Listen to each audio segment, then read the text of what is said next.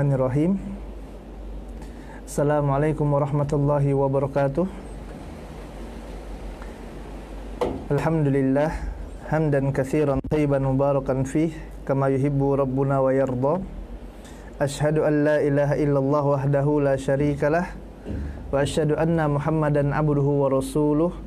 Allahumma salli ala Muhammad wa ala ali Muhammad kama sallaita ala Ibrahim wa ala ali Ibrahim innaka Hamidum Majid wa barik ala Muhammad wa ala ali Muhammad kama barakta ala Ibrahim wa ala ali Ibrahim innaka Hamidum Majid.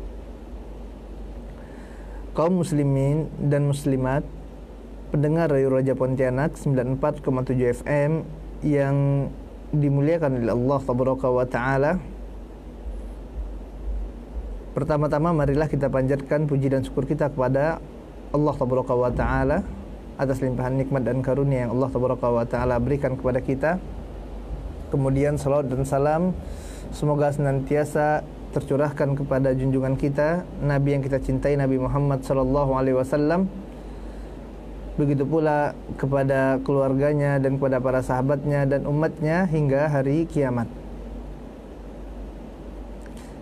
Kaum muslimin dan muslimat yang dimuliakan Allah Tabaraka wa Ta'ala, kita lanjutkan pembahasan kita dari tafsir surah Al-Baqarah.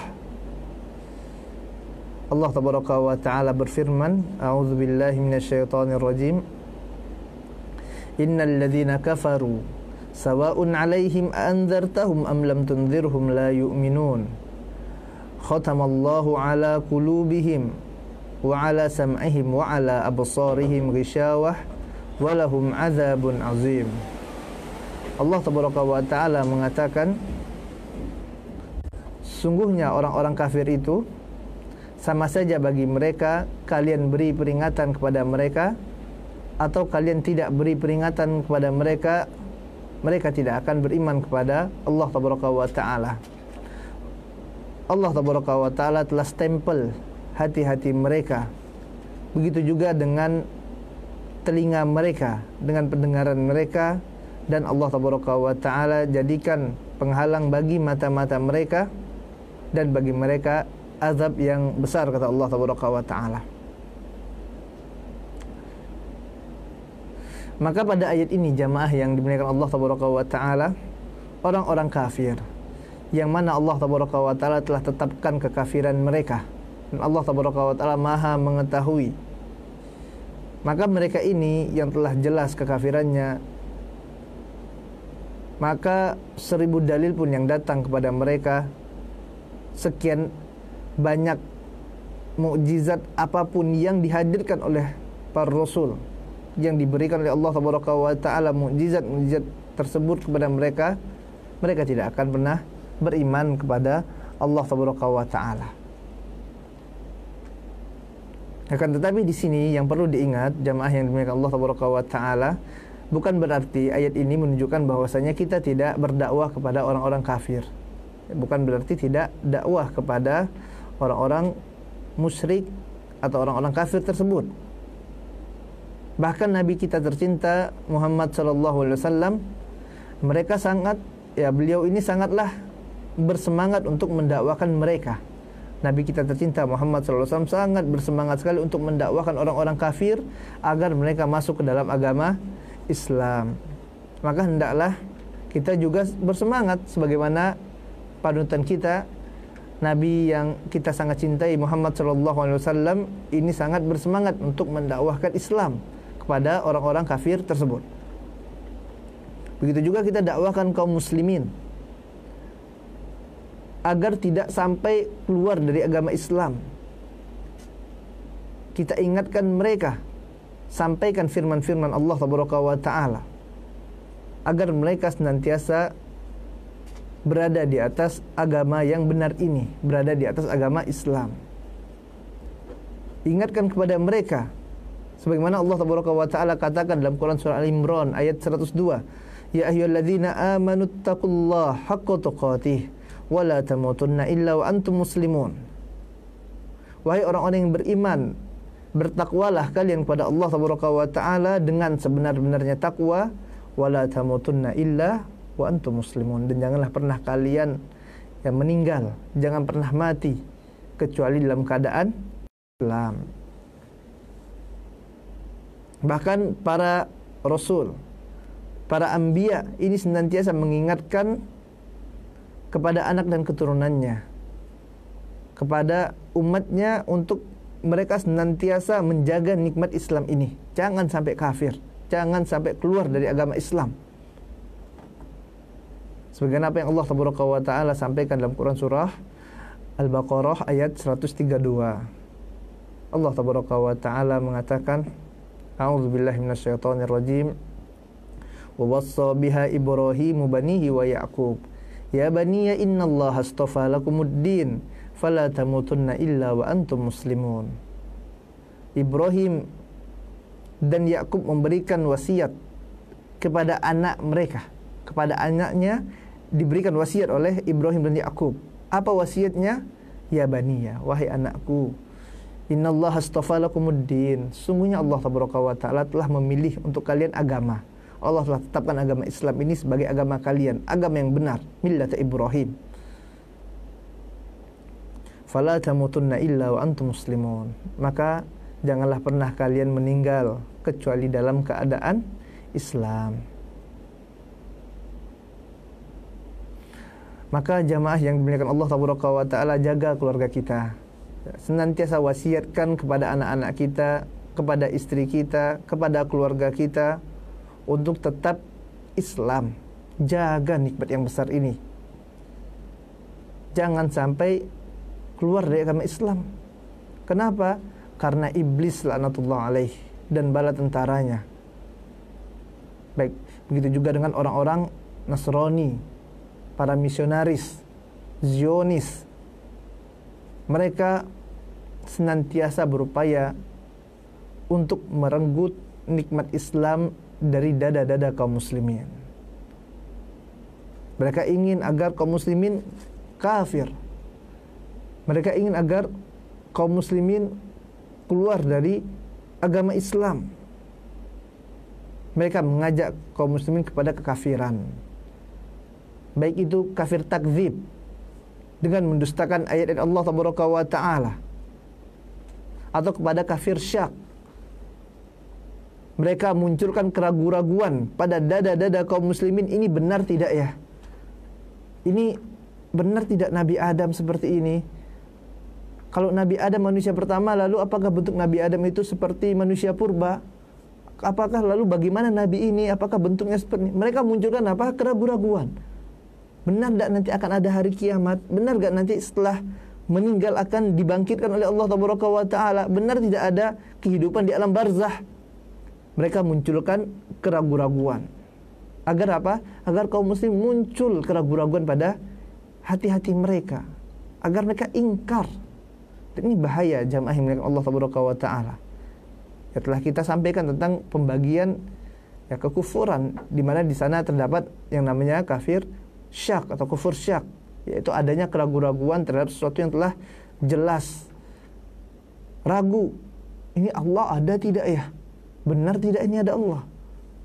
Ya, ini adalah kekufuran jamaah yang dimuliakan Allah Taala.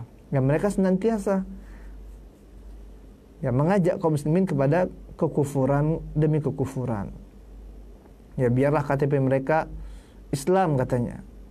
Yang penting mereka ingkari perintah Allah Taala. Yang penting mereka tidak tunduk kepada Allah Taala. Bahkan mereka bikin ya film-film, game-game, bikin sekolah-sekolah, bikin universitas-universitas. Tujuannya apa? Agar kaum muslimin keluar dari agama Islam, agar kaum muslimin menjadi murtad, menjadi kafir. Ini tujuan mereka. Ya, mereka ajarkan di sekolah-sekolah mereka, ya di media-media yang mereka miliki. Ya, mereka katakan sholat tidak wajib. Mereka katakan itu syariat poligami yang ada dalam agama Islam itu kezoliman, kata mereka. Mereka katakan, oh zina itu halal. Ya, mereka juga katakan, Itu LGBT, homoseksual itu boleh, tidak masalah. Mereka halalkan apa yang Allah Tabaraka wa Ta'ala haramkan, dan mereka haramkan apa yang Allah Tabaraka wa Ta'ala halalkan. Ini bahaya jamaah yang muliakan Allah Tabaraka wa Ta'ala. Mereka biar KTP-nya Islam, kata mereka. Ya, maka di sini jamaah yang dimuliakan Allah Tabaraka wa Ta'ala butuh bagi kita untuk menjaga nikmat Islam. Jaga nikmat ini bagi diri kita. Yang terutama adalah kita sendiri. Jangan sampai kita mati dalam keadaan kafir. Kemudian begitu juga kepada keluarga kita, kepada ayah kita, ibu kita, istri kita, anak-anak kita. Jaga nikmat yang besar ini jamaah yang dimuliakan Allah Tabaraka wa Ta'ala. Para ulama memberikan tips untuk dapat menjaga nikmat Islam. Tips menjaga nikmat Islam atau tips agar tidak sampai kafir, ya, tidak keluar dari agama Islam. Tips yang pertama adalah senantiasa menghadiri majelis ilmu, senantiasa mentadaburi Al-Quran, senantiasa mempelajari hadis-hadis Nabi yang mulia sallallahu alaihi wasallam. Hal ini sebagaimana firman Allah Tabaraka wa Ta'ala dalam Quran surah Al-Imran ayat 101. Allah Tabaraka wa Ta'ala katakan, "Wa kaifa takfuruna wa antum tutla 'alaikum ayatullah wa fiikum rasuluh." Lalu bagaimana kalian bisa kafir? Bagaimana bisa jadi kafir?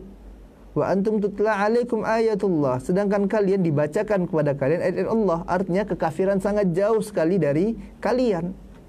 Sedangkan kalian dibacakan ayat Allah Tabaraka wa Ta'ala, wa fiikum rasuluh, dan di sisi kalian ada Rasul yang mulia sallallahu alaihi wasallam.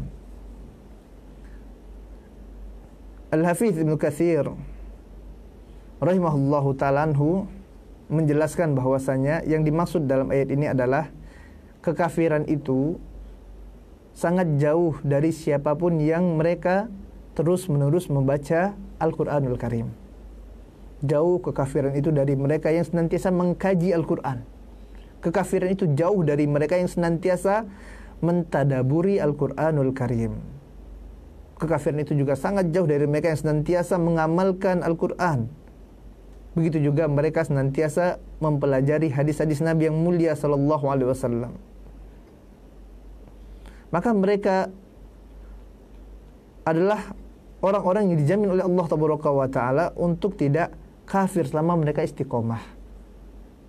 Makanya di sini Allah Tabaraka wa Ta'ala katakan, wa kaifa takfurun, bagaimana bisa kafir? Ya, bagaimana bisa kafir? Jauh sekali kekafiran tersebut dari mereka. Makanya di sini jamaah yang dimuliakan Allah Tabaraka wa Ta'ala, barakallahu fiyya wa fikum, semoga Allah memberkahi ana dan antum semuanya. Adalah sesuatu yang sangat penting sekali bagi kita untuk senantiasa membaca Al-Quran, senantiasa mengkaji Al-Quranul Karim, menghadiri majelis-majelis ilmu, hadir pada majelis-majelis ta'lim, belajar hadis Nabi yang mulia sallallahu alaihi wasallam,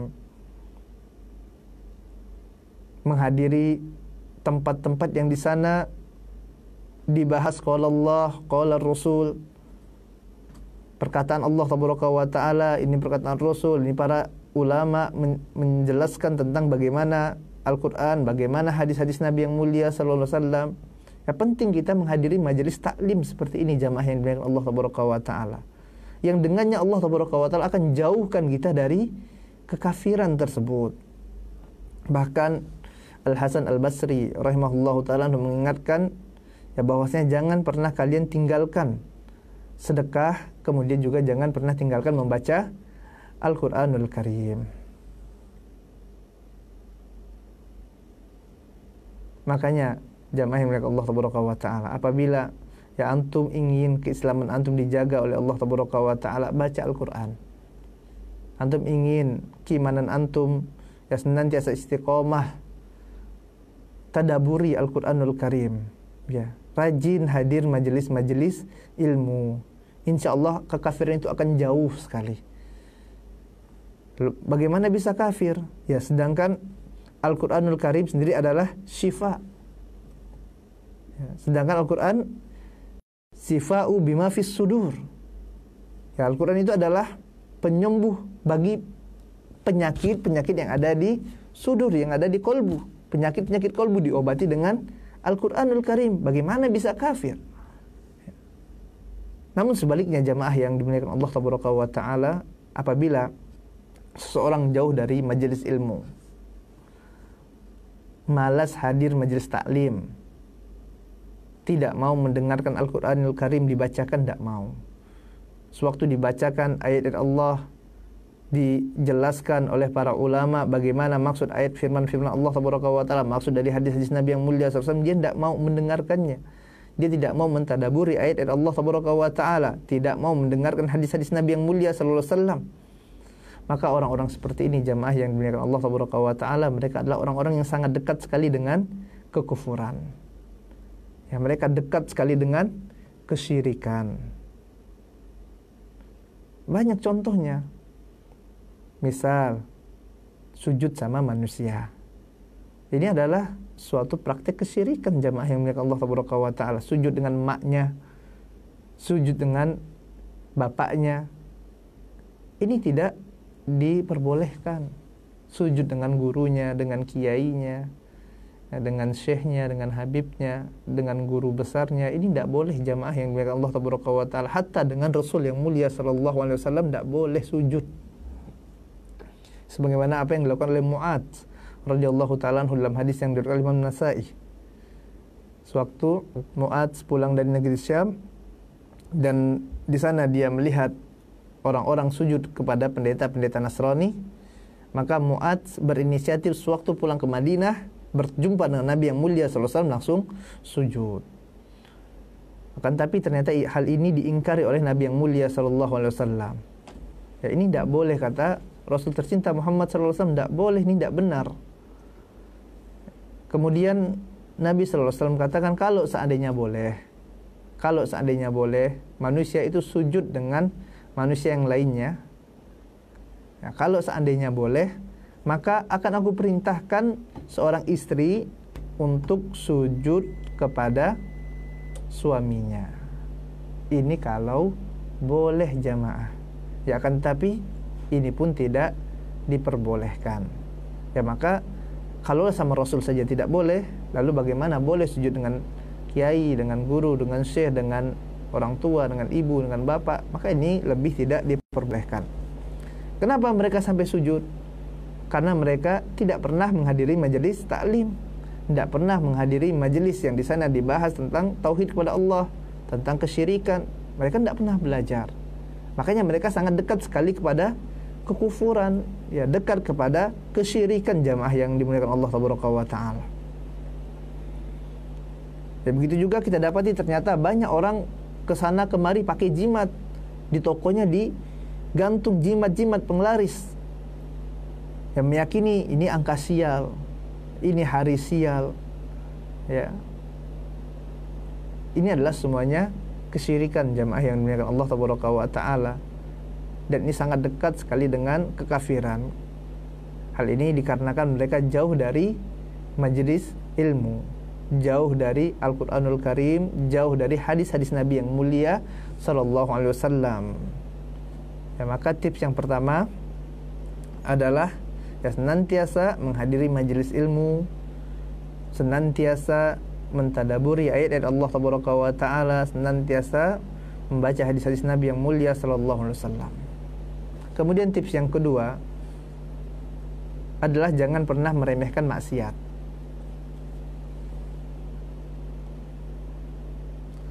Al-maksiyatu dihlizil kufur. Karena sesungguhnya maksiat itu adalah corong menuju kepada kekafiran. Ini maksiat berbahaya jamaah yang dimuliakan Allah Ta'ala. Orang yang senantiasa melakukan maksiat, maka selangkah demi selangkah dia akan menuju kepada kekafiran.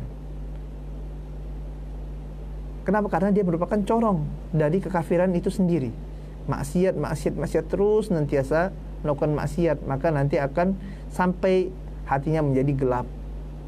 tertutupi hati tersebut dengan maksiat-maksiat yang dia senantiasa lakukan. Akhirnya dia tidak bisa melihat kebenaran. Hingga yang paling parah dia sampai jatuh kepada kekufuran wa iyazubillah. Makanya dalam surah Yunus Allah tabaraka wa taala katakan, az-zani la yankihu illa zaniyatan aw musyrikatan waz-zaniyatu la yankihuha illa zanin aw musyrik wa hurrima dzalika 'alal mu'minin. Seorang pezina, kata Allah tabaraka wa taala, tidaklah diperbolehkan menikah kecuali dengan wanita pezina pula atau wanita musyrikah.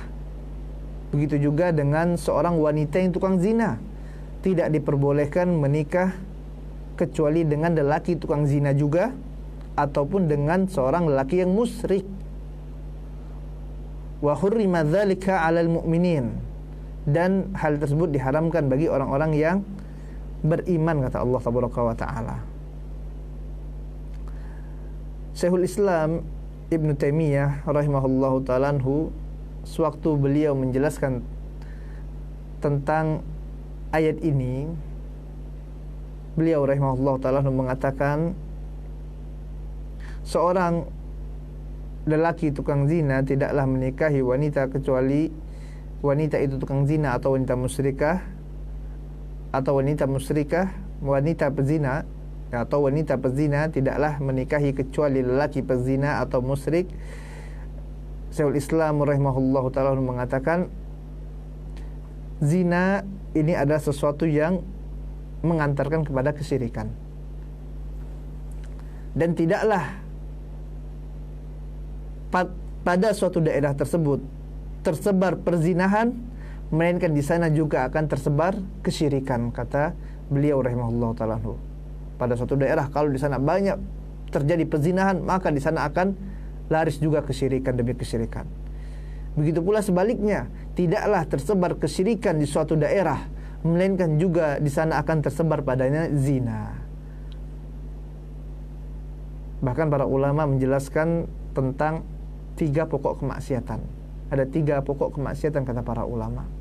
Yang pertama asyirku, kemudian wal qatlu waz zina. Yang pertama adalah kesyirikan, yang kedua adalah pembunuhan, dan yang ketiga adalah zina. Ini adalah pokok kemaksiatan. Syirik ini merupakan puncak dari ketergantungan hati seorang hamba kepada selain Allah tabaraka wa taala.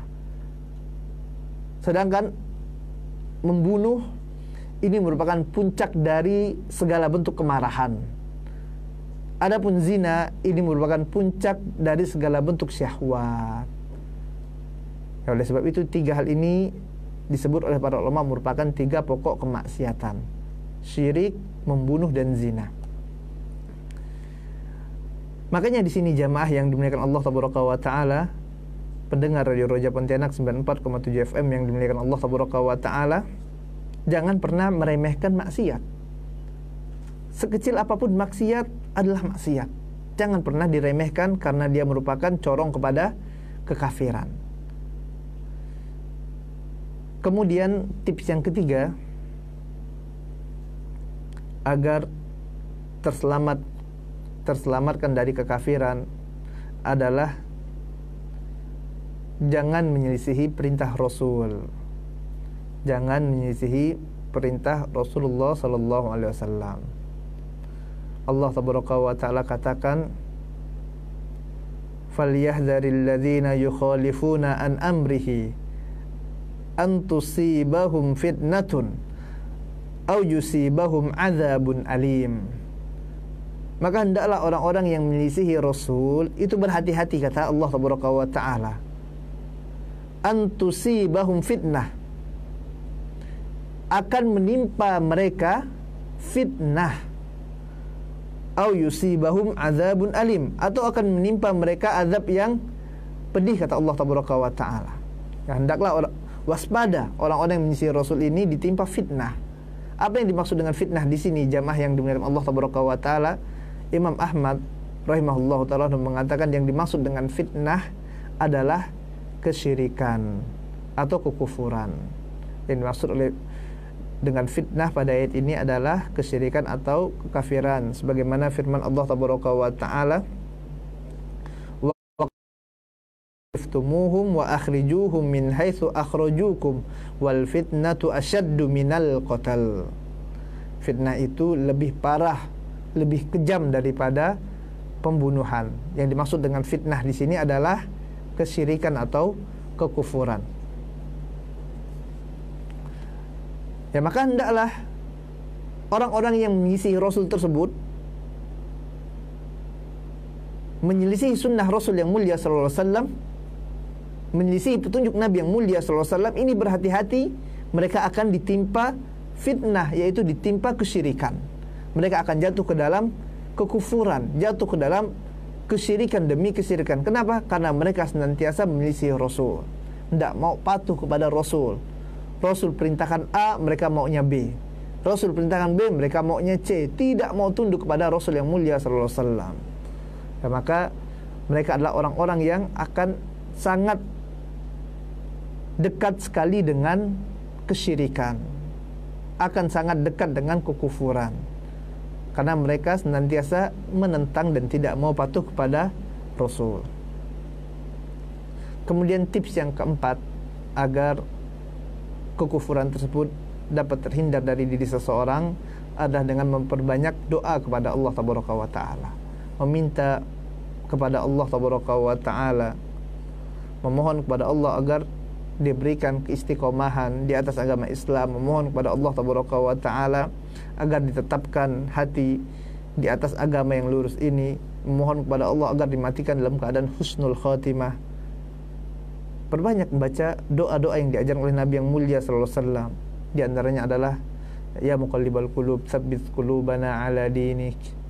Wahai Maha pembolak-balik hati, tetapkanlah hati kami di atas agamamu. Kemudian juga doa yang diajarkan Nabi yang mulia sallallahu alaihi wasallam, ya musarrifal qulub sarrif qalbi ala ta'atik.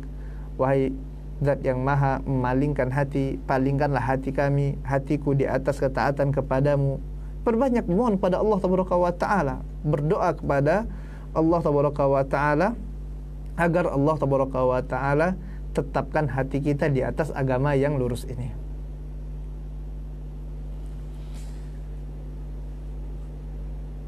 Selanjutnya jamaah yang dimuliakan Allah tabaraka wa taala, Allah tabaraka wa taala katakan khatamallahu ala qulubihim wa ala sam'ihim wa ala absarihim ghisyawah. Orang-orang kafir ini Allah tabaraka wa taala telah stempel hati-hati mereka sehingga mereka sangat sulit sekali untuk menerima kebenaran. Setelah ayat ini, ya setelah Allah tabaraka wa taala tadi ya menjelaskan tentang sifat-sifat orang beriman, ya, kemudian Allah tabaraka wa taala jelaskan sifat-sifat orang kafir. Maka selanjutnya Allah tabaraka wa taala jelaskan sifat-sifat orang munafik. Tadi disebutkan oleh Allah tabaraka wa taala dalam awal surah Al-Baqarah ini, Allah jelaskan tentang sifat-sifat orang beriman dalam 6 ayat. Kemudian sifat-sifat orang kafir Allah sampaikan dalam 2 ayat. Adapun sifat orang-orang munafik ini kurang lebih Allah sampaikan dalam 13 ayat. Dalam 13 ayat Allah tabaraka wa taala sebutkan, Allah bongkar kedok orang-orang munafik.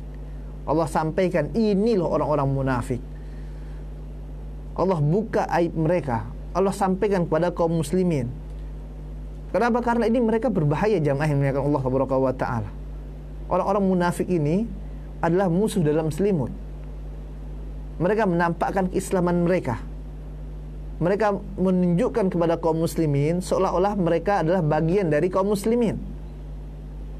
Mereka bersyahadat sebagaimana kaum muslimin bersyahadat. Mereka sholat bersama kaum muslimin. Mereka tinggal bersama kaum muslimin. Bahkan terkadang mereka ikut berperang bersama kaum muslimin. Akan tetapi mereka menyembunyikan sesuatu yang sangat buruk dalam hati-hati mereka. Mereka ingin kehancuran kaum muslimin. dalam hati mereka, mereka ingin agar kaum muslimin ini binasa, rusak agama Islam. Oleh sebab itu Allah Taala bongkar, Allah kabarkan apa yang ada di dalam hati-hati orang munafik ini. Allah Taala katakan, a'udzubillahi minasyaitonirrajim. Wa minan nasi man yaqulu amanna billahi wa bil yaumil akhir wa ma hum bimu'minin. Yukhadi'una Allah wal ladzina amanu wa ma yakhda'una illa anfusahum wa ma yash'urun. Dan di antara manusia, kata Allah Taala, ada mereka yang mengatakan amanna. Mereka katakan aku beriman kepada Allah Taala. Mereka katakan yaqulu amanna billahi wa bil yaumil akhir. Aku beriman kepada Allah, aku beriman kepada hari akhir, kata mereka melalui lisan-lisan mereka. Wa ma hum bimu'minin. Akan tapi Allah Taala katakan mereka itu bukanlah orang-orang yang beriman. Wa ma hum bimu'minin. Yukhadi'una Allah wal ladzina amanu. Mereka ingin menipu Allah wal ladzina amanu, dan mereka ingin menipu orang-orang yang beriman. Mereka ingin menipu Allah, jamaah yang mulia Allah Taala. Orang-orang munafik ini ingin menipu Allah Taala. Mereka juga ingin menipu orang-orang yang beriman. Wa ma yakhda'una illa anfusahum wa ma yash'urun. Dan tidaklah, kata Allah Taala, mereka itu melainkan menipu diri mereka sendiri, akan tapi mereka tidak menyadarinya. Al-Hafidz Ibnu Katsir rahimahullahu ta'ala anhu menjelaskan bahwasanya mengapa ayat-ayat yang menyebutkan tentang sifat orang-orang munafik ini rata-rata terdapat pada surah-surah Madaniyah, yaitu surah-surah yang turun setelah hijrah Nabi yang mulia SAW ke Madinah. Hal ini, kata beliau rahimahullahu ta'ala anhu, dikarenakan di Makkah ini tidak ada orang munafik. Sewaktu Nabi yang mulia SAW di Makkah ini tidak ada di sana orang munafik. Kenapa kok bisa tidak ada orang munafik di Makkah? Hal ini dikarenakan kaum muslimin sewaktu berada di Makkah ini dalam keadaan lemah. Kaum muslimin dalam keadaan lemah. Yang ada adalah kaum muslimin yang dipaksa untuk ngaku sebagai kafir. Bukan orang kafir nggak pura-pura sebagai muslim, enggak. Ya, enggak perlu mereka. Yang adalah orang muslim dipaksa untuk mengucapkan ucapan-ucapan yang kafir, ucapan-ucapan kekufuran, sebagaimana apa yang dialami oleh sahabat yang mulia Ammar bin Yasir dan kawan-kawannya. Dipaksa oleh orang-orang kafir untuk mengucapkan kata-kata kekufuran.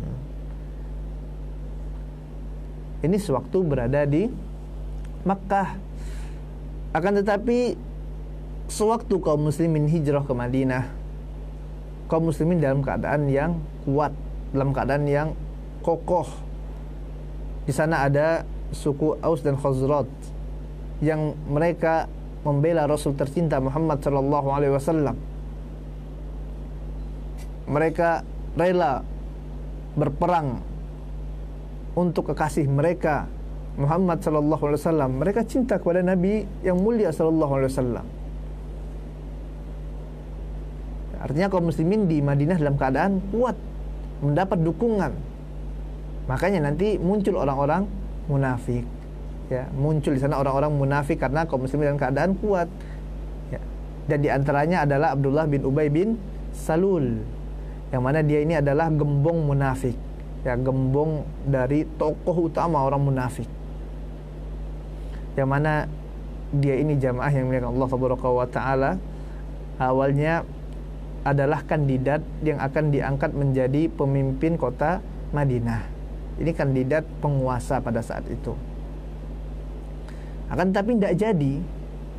Kenapa? Karena ada datang Muhammad sallallahu alaihi wasallam. Ya, orang-orang menjadikan Nabi tercinta Muhammad sallallahu alaihi wasallam sebagai pemimpin Madinah. Akhirnya orang ini yang awalnya digadang-gadang akan sebagai menjadi pemimpin Madinah tidak jadi. Ya. Akhirnya benci luar biasa kepada Islam, benci kepada Rasul yang mulia sallallahu alaihi wasallam.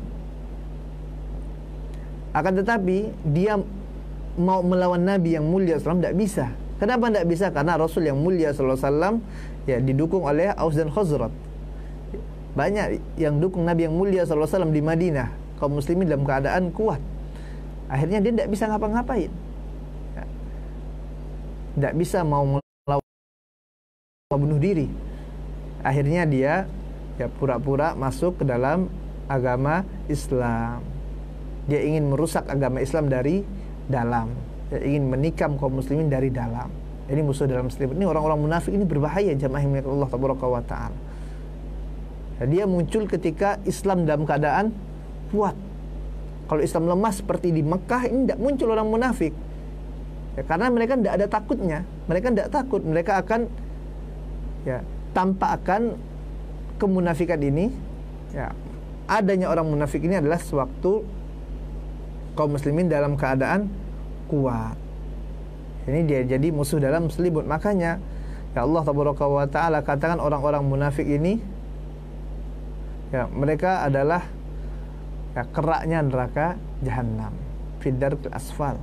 Ya, berada pada kerak neraka jahanam.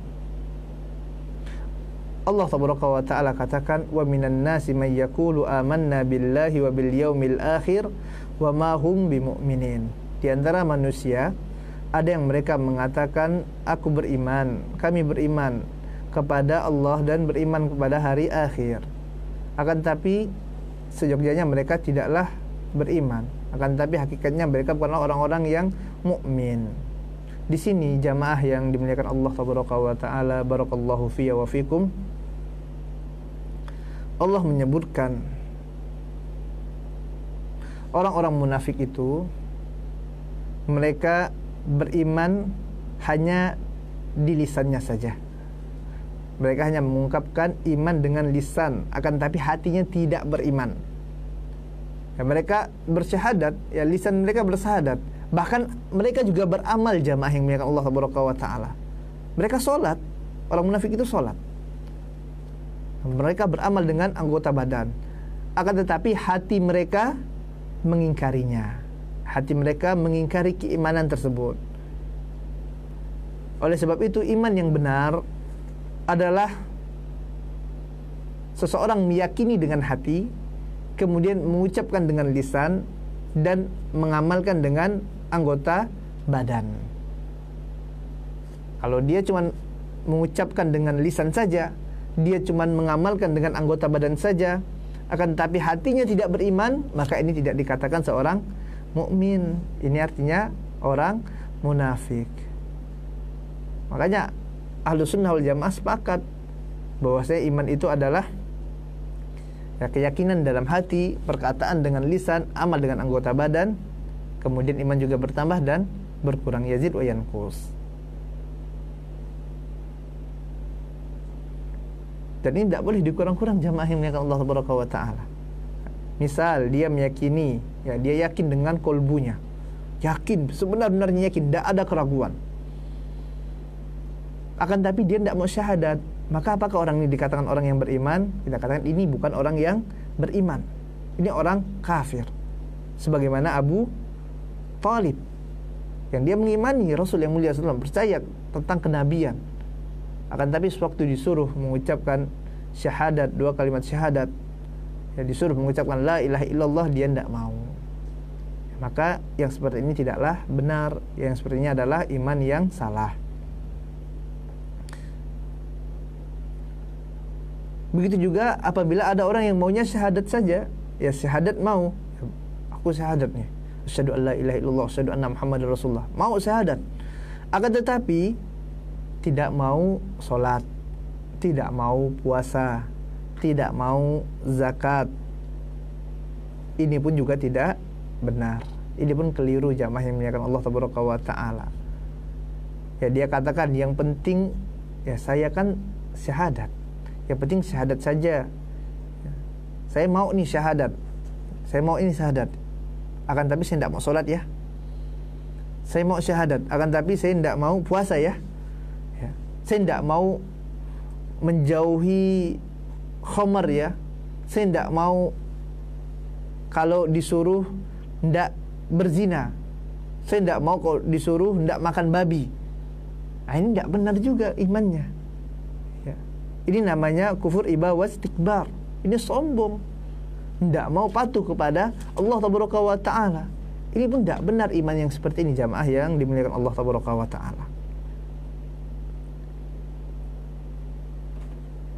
Ya, apabila dia bersyahadat, solat, puasa, bahkan ikut berjihad bersama kaum muslimin, namun hati mereka mengingkari, ini pun tidak benar pula. Ini adalah kufur nifak, ya, kafir sebagaimana apa yang dilakukan oleh orang-orang munafik. Makanya ini harus benar, ini harus seimbang, jamaah yang dimuliakan Allah Tabaraka wa Ta'ala. Tidak boleh ya menghilangkan sebagian dan mengambil sebagian yang lainnya. Ini orang-orang yang munafik, ya, kufur nifak. Namun ingat, jamaah yang dimuliakan Allah Tabaraka wa Ta'ala, dalam menetapkan seorang itu dia kafir atau tidaknya, ini seorang muslim kemudian melakukan amalan-amalan kekufuran, maka ini ada syarat-syarat yang sudah kita jelaskan. Ini syarat-syaratnya harus diperhatikan. Di antaranya adalah tidak ada syubhat di kepalanya, tidak ada kejahilan, dan tidak boleh kita buru-buru memvonis orang antum kafir, antum kafir. Nah, kalau ternyata masih ada ya penghalang-penghalangnya, maka jangan terlalu semangat. Yang kita harus semangat ini adalah mengajak manusia ke dalam agama Islam. Ayo kita semangat ajak manusia yang kufur itu, yang kafir, untuk masuk dalam agama Islam, bukan bersemangat untuk mengkafirkan orang-orang muslim. Ini adalah sesuatu yang keliru. Tapi di sisi lain kita juga jaga diri kita, jangan sampai kita jatuh kepada amalan-amalan yang dapat merusak keimanan kita kepada Allah Tabaraka wa Ta'ala. Begitu juga tidak boleh juga kita katakan, oh, antum orang munafik ini, pura-pura aja masuk Islam ya, KTP aja antum ini Islam nih, ya. Ini pun tidak boleh, jamaah yang Allah Tabaraka wa Ta'ala. Kita diperintahkan oleh Nabi kita tercinta Muhammad sallallahu alaihi wasallam itu untuk melihat seorang secara zahir, secara apa yang tampak pada diri mereka. Kalau mereka menampakkan keislaman, pakai peci, pakai ada jenggotnya, pakai baju koko, cek KTP-nya Islam, ya udah ini orang Islam. Ya, kita tidak diperintahkan oleh Allah Tabaraka wa Ta'ala untuk membelah dada-dada mereka, tidak.